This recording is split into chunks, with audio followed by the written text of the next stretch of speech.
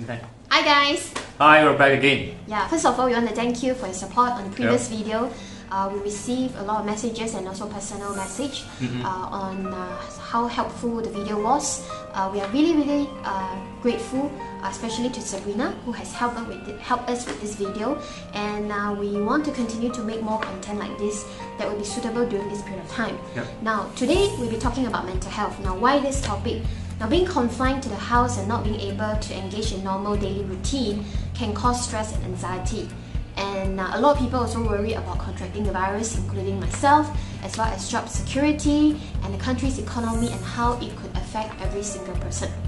Now, what we read on the social media on a daily basis on the seriousness of COVID-19 virus outbreak, and it's taking a toll on people's mental health and could lead us to become anxious and possibility in triggering a panic response. So today we'll be talking to Mr. Andrew Au, a personal friend, and he is a positive psychology trainer who will be sharing with us more on this topic. Now, he has been a trainer for more than 10 years, and in addition, he's also a HRDF certified trainer, and he has also founded his own company in 2018 called Andrew Au Training. So let us give him a call right now. Hey, hi Andrew! Hello. How are you? Good. Peggy here, and beside me, Darren. How are you coping with this? I'm good. I hope you're doing good as well. It's been 11 days of MCO. How are you doing? Yes. Well, I've been keeping myself busy at home doing much of my work stuff, but of course with a family, it's a challenge with kids around. So it's always balancing between when we talk about work-life balance. I think this is the real challenge that I'm facing right now, between work and life and family and whatnot. Yes. Yeah. We totally understand. But generally, it's all right. Still surviving, still able to go through day by day, and looking forward to the end of this whole ordeal or whole challenge that we're facing right now. Okay. Yeah. Okay. First question: with so much of uncertainty now, how do I stay calm? Oh, that is not an easy question to answer, but I think at this moment, many people are really stressed out, even for myself. But I think when we think about uncertainty and the stressful situation that we are facing right now, the first thing to note is that there is nothing wrong to be worried. It's okay to be anxious, because indeed this is an unprecedented time. No one has experienced this whatsoever. So I think that the first thing in order to stay calm is to know that it's all right to be worried. So that is going to help us to immediately be able to be compassionate for ourselves. And I think very important is we should learn to focus on the present, because at this time, I guess many of us are worried about what will happen in the future, how long will this period last, and will there be more and more cases. And even in today's media, where the Director General of Health actually mentioned that there was this study done, and they predict that in Malaysia that there could be 5,000 to 8,000 cases by the middle of April. I think if we read too much into that by thinking about the future stress and then bring it to present, it will cause us to be even more worried. So I think to be calm, the first very most important thing is to really focus on our present, what we can do about it, and to listen to the instructions from health officials, from the media, and to practice social distancing whenever we need to go out, and just make sure that we are not overly thinking about the future at the moment, because I think the best is to handle this day by day, if I may say. Yeah. So focusing on the present would be helpful to be calm at this moment. Yeah, that's true. Let's go to the second question. What can I do to lift myself up while staying in for the next few weeks and possibly even longer? Well, you are already expecting it to last more than that, right? I do not know how much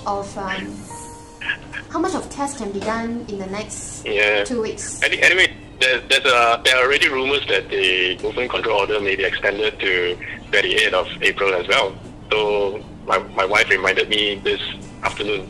But I think however long it is, whatever is going to happen will happen, and of course, all this is for the sake of Malaysians and for us to be out of this situation as soon as possible.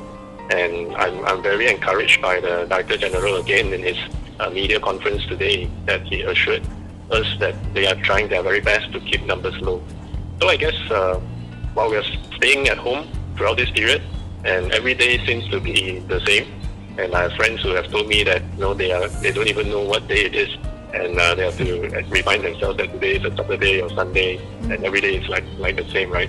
So I guess one thing that could help is to keep ourselves busy, to have things to do around the house, and I think this is a very good time that we do things that maybe we didn't have any time to do before this, and now you have a lot of time that you can use to actually complete certain tasks that had been put off when we were so busy working, going around doing chores and so on. And I think by keeping ourselves busy, the important thing is to set ourselves small goals, because as we think about the numerous things we need to do, just go on the very easy achievable task first. So it could be cleaning up the room, for example. It's small enough, and once done, then maybe we can celebrate that milestone with a beer or something like that. Although I'm not encouraging drinking beer, but yeah, just saying that we could celebrate and then move on to the next goal. So as we have this small goal set throughout this movement control order period, by the end of it, you may find that you have already achieved a number of goals throughout this period, and I think that is a very wonderful feeling to have in that sense. And I think one more thing that we could do to lift ourselves up during this period is maybe it's a good time to create a new habit as well. So if, let's say, at this moment, many people are posting videos about exercising from home without equipment and so on, so maybe we can also jump on the bandwagon and also do some exercises at home, or start meditating or journaling, this kind of habits that help us be grounded, be grateful for what is happening, and be able to pull through however long this period is going to last. Yeah, just my 2 cents. Okay. Okay, so we can move on to question 3. Okay. So this question is specifically to help parents. Yeah. So I think you can answer this. Yeah. So my kids are driving me crazy. So what can I do to be calm and to be a happy parent? Mainly because I think I would say all, but most of us, we have nannies. We have maybe grandparents taking care of kids, and then we go out to work. And now that we have unforeseen holidays, and we have to stay home with our kids, and we can't send them basically anywhere, and we are with them every single day. So how do we keep ourselves calm throughout this period of time? I agree with how challenging this task is, because kids are really unpredictable. I'm also handling 2 of my own myself, and I do send my kids to my in-laws and also my own parents. So now they are fully under our care. So yes, it can be tough, but how we are keeping ourselves grounded at this moment is to have some schedule for them, and to actually spend this time to help them in the ways that is possible. I think immediately to help me be calm or be happy about my child, although he may be doing things which are out of my expectation, especially now when we are spending so much time with him or her, is I use a method. This is known as an anchoring method. It's not just for children, but even for life or at work as well. But anchoring method for child is when I always recall the time when my son was born, and when the first time I held him in my arms. So no matter how naughty he may be or how disobedient he may be, I always use this anchor to recall the first time that I held him in my arms and how happy I was to receive him, and that would help me to be happy for a moment. But of course, after that, I would need to think of how to control him in real life and so on. And I think it's okay as well to be clueless at times. Like I said, it is okay to be worried, because every day is like a discovery, not just with our spouse, but with our children as well. And I think this period has created a huge space for parents to discover their children and children discovering their parents. But I think we have to remind ourselves that children are always watching and always learning. They are not just learning from our actions, but they are also learning from our words, what we say, and also our habits. So things like swiping through our phone throughout the day and watching YouTube or whatnot, children are actually picking up all this. So I think what is important is we need to be intentional. What I mean is, we may fake it at times, but I think it's necessary for the good of our children, because right now they are already observing what we do at this moment. So there's a saying that you fake it till you make it. I think it applies here as well. So important is to set intentional quantity and also quality time. Why I say quantity and quality is because right now we have 24 hours, 7 days a week with them. And of course, we also need to set goals whereby we have quality time with them, because work-life balance is not just for adults, but now it's also work-life balance for the children too. So even for myself, with my 5-year-old son, I work with him on a daily schedule that we will work on his homework 30 minutes, then 15 minutes I will play with him. And of course, when I play with him, I'm not on my phone or doing anything else, but really concentrating, playing with him. So this has been going on for just 9 days, and my son has already done a lot of his revision. And today I just lauded him and celebrated his goal, because he has just finished 30 pages of homework this week itself. So, and yeah, I think it's good, because now he's more driven, he's more motivated to do his work, and he's also looking forward to the play time that we have together. So I think it's tough, but it's possible. Every kid is different, so this is how I work with my kids. But if you can think of a way where you spend quantity and quality time intentionally with them, and maybe plan your own activities per se, I think your children would enjoy what you do with them. Yeah. Okay. Does that help? Yeah. Yeah, of course. Okay, question 4. As a positive psychology trainer, do you anticipate negative impacts of MCO on mental health, especially when the MCO is over? A lot of people could be losing their jobs, household income may be affected, and many more. And if yes, how do we prepare ourselves for this? I think the impact of MCO, we needn't wait until it ends, because even right now, many have lost their jobs and even their household income. Even for myself, not having any appointments or clients at this moment, training at this moment. So that's why income is a huge challenge now. But I think it is a very difficult thing to actually to say, because at the end of the day, although it may sound cliche, but it really boils down to our mindset. Because if we have a negative mindset towards what is happening right now, we would also have a negative mindset of what is going to happen after this. But if we have a positive mindset even right now, then what happens later may be positive as well, depending on what we think about it. I always use the analogy of two persons given the same diagnosis of maybe having a medical condition, but one may be very sad and depressed about it, while the other may be still grateful for life and taking all opportunities to actually live life to the fullest. So two persons having the same diagnosis, having the same condition, but have two very distinctive outcomes, which is the same at this moment, because if we view the current situation as negative, it will definitely have a negative impact on us at this moment. And I don't deny that the stress is real, because losing jobs and having no income is no joke. And it is something that can really get to you. And I don't deny as well that maybe some people may be suicidal just because of this, being pressed because there's no way to support the family anymore. But on the flip side, I have heard of people saying that losing their jobs and losing their income happened to be the best thing that happened in their life for those who made it after losing their jobs. So I think when we look at a situation, it's very important to look at both sides of the story and the whole story, rather than just focus on the negative. Let us also focus on the positive that there is. So in terms of preparing ourselves for the future of what MCO is doing to us and so on, I think preparation is very important. So if we know that we're going to lose our job, if we know that maybe we will have no income, I think it is very important that right now we plan and take action.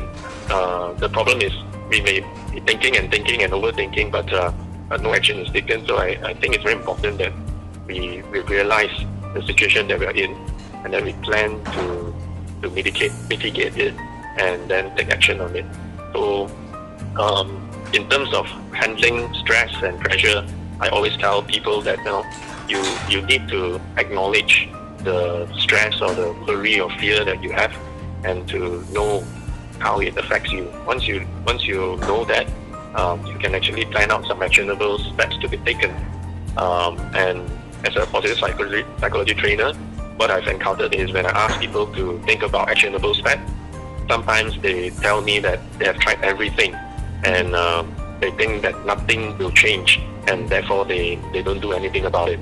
Okay. But as a positive psychology trainer, I go on with the next question, which is, what else do you think you can do? Even though right now you think that you're going to lose your job, you have no money, you are so tied down and bogged down with family commitments and so on, but is there something that you can do? What else can you do in order to help in your situation? So if you plan ahead, you take action, it will help you. And sometimes we may be afraid of asking for help, but I think one very important thing is right now, because most of us, or maybe many of us, are in a dire need of coming out of this situation or needing help. There's no wrong in actually reaching out to a person now at this moment to ask for help. Even if it is finances, we could also reach out, and of course, when we're better off later, we must repay. But I think this is a time where let's not be too negative about it. If there is a way to help our situation, let's just try it out and plan and work it out, and hopefully it will be better, and things will be good. Yeah. Sure enough that there are a lot of things we can't control, but we can control what we can control. Yeah. And if we can control what we can control, then I think it will be much more manageable. Because a lot of times it's overthinking, like overstressing, overthinking, over-reading, watching or seeing what is on social media can also affect one's mental health. Because I remember when the Prime Minister announced that the MCO will be extended, and immediately come to my mind was that, oh no, we have not enough food, and I already wrote the list, and because we already expected that it's going to be prolonged, but we never expect the Prime Minister to announce it so fast. And so I already wrote the list, but the list was not complete, and then I told Darren, I suddenly panicked because I told him my mind just went blank, and I don't know what else to add on to the list. Then I didn't add anything, so I told Darren, just take the list and go and buy whatever you need to buy.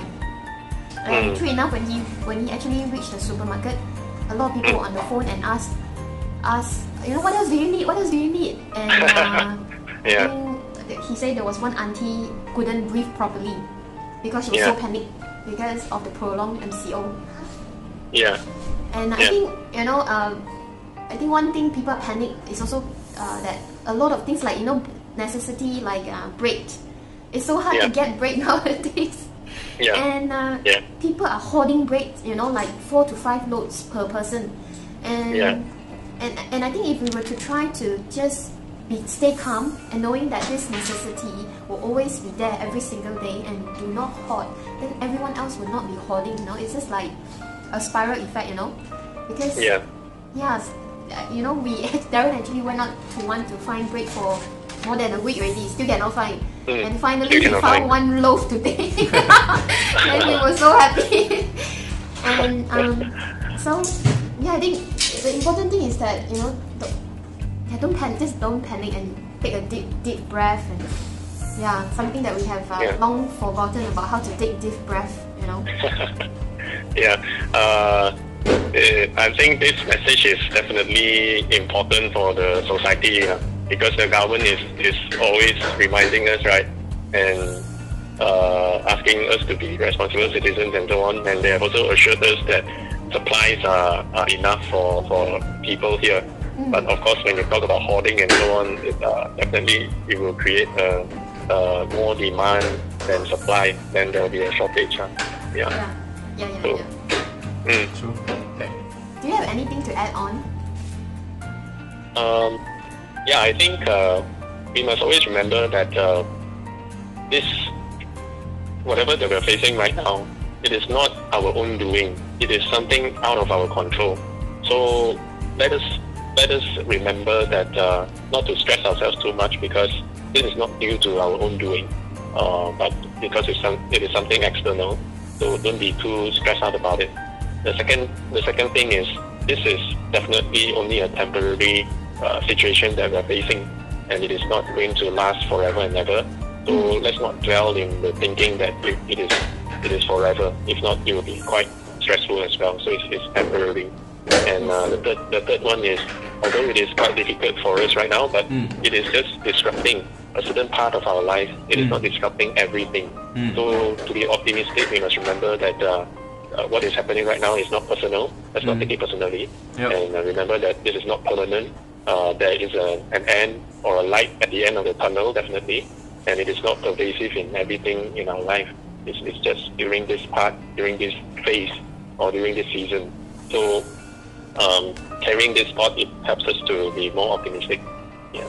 Yes. The second thing is, if anyone out there is feeling that really stressed out and you can't really concentrate on doing the things that you need to do, like what Kelly mentioned just now, we need to learn to breathe. So basically, there are two things when we talk about managing stress. The first one is we need to control our emotions first before we can control the problem. So if you are still highly emotional at this moment, feeling very stressed out, maybe breaking down or a little bit depressed, it's important to let that emotions pass first, to slow down yourself, to calm yourself. The easiest way, which I also mentioned in my training, is to focus on our five senses. Don't focus on your thoughts. Focus on your five senses. What you can see in your room, in your surrounding. Focus on what you can hear, what you can smell, what you can taste, and what you are touching around your environment. This will immediately take your mind away from your thoughts. Yeah. And once you have calmed down, the second thing that you can do is to acknowledge that, yes, I am stressful, but I can handle this. So you need to tell yourself, yes, it is stressful, yes, it is hard, but also remind yourself, I can handle this. Yeah, just by rephrasing or reframing that in your mind, you're actually telling your mind that you can do it, and your mind will subconsciously create that motion in your body that you can do it, so you can solve whatever problems that you're facing. So it's important to acknowledge that fear, acknowledge that worry, acknowledge that stress, but also remind ourselves, yes, we can handle this, or yes, I can handle it. And once that is done, then it's down to the drawing board already. Think about how the stress is actually affecting you. If it is a financial stress, then maybe list down how is it financially affecting you. Is it rendering you unable to pay your loans or whatnot? And then the next thing would be to write down actionable steps that you can take. And of course, the government has helped us to delay some of our loan repayments and so on, which is actions that the government is taking. But we can also think about our own actions in a sense. What else can we do in terms of finance? Of course, besides savings, maybe there is also other places where we can use that money for this moment, just to elevate this situation at this moment for the time being. Yeah. And the last thing is, of course, ask yourself what else can be done.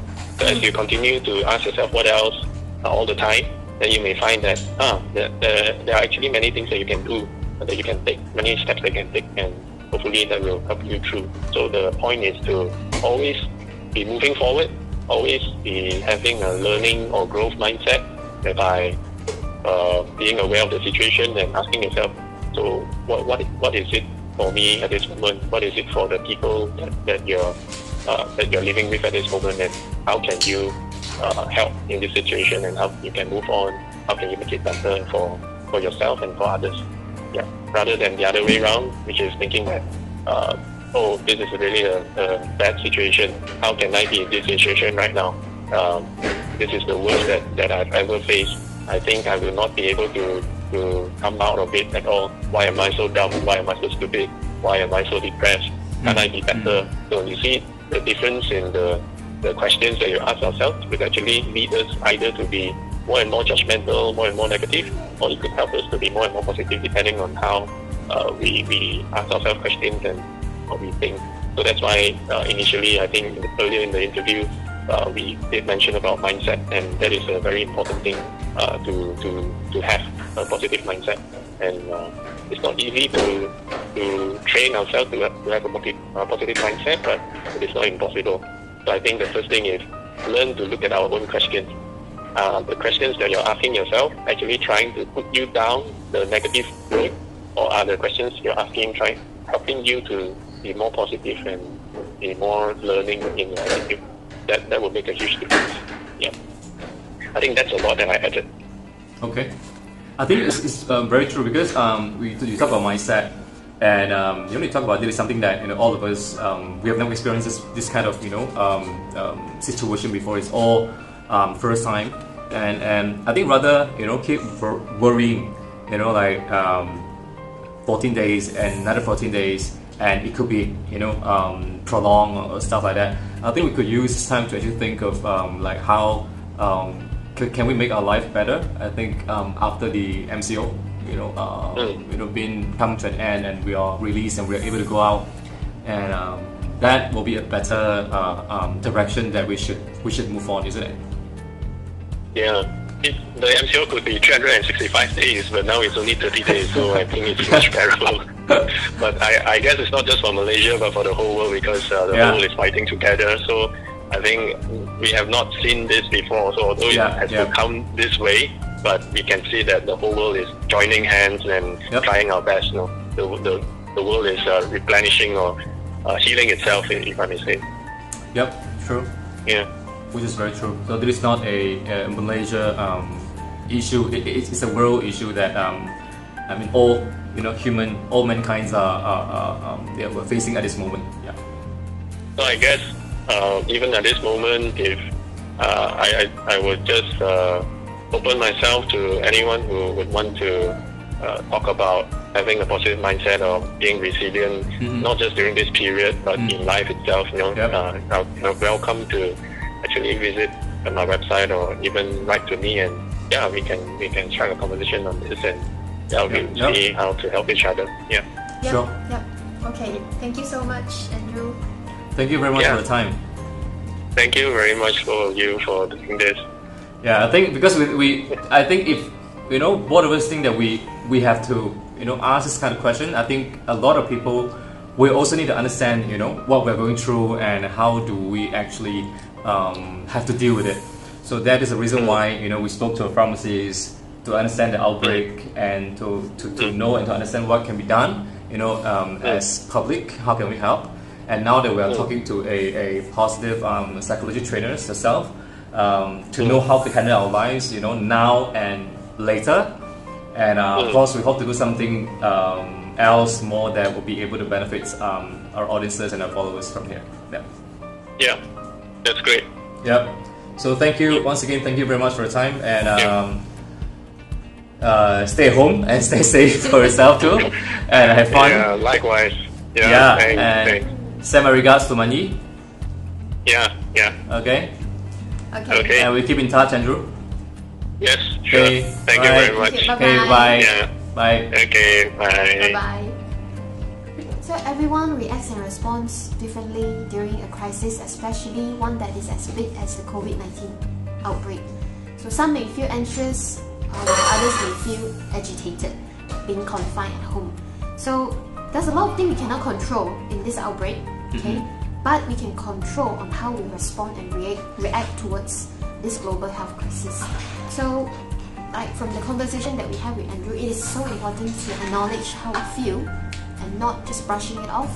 So embrace how we feel, and most importantly, taking care of our own mental well-being. So that is also very important, not just our physical well-being, our mental well-being as well.